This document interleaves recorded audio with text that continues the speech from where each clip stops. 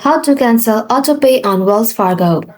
First of all, open the Wells Fargo website to stop automatic payments of your credit card, and then find the login form on the bank's website.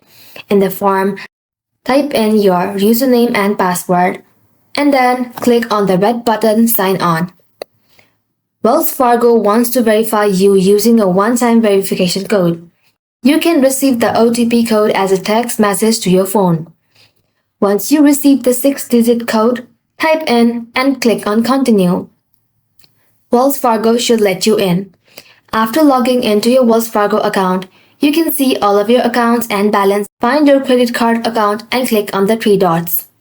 In the drop-down menu, find Make Payment and click on it. It opens the Pay Wells Fargo account page. On the right side, find Transfer and Payment Activity. Click on the monthly payment for your Wells Fargo credit card.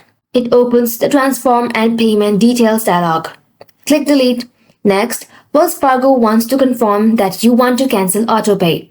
Then you can see confirmation that automatic payments were cancelled. That's it, guys. Thank you all for watching it till the end and stay tuned till our next upload.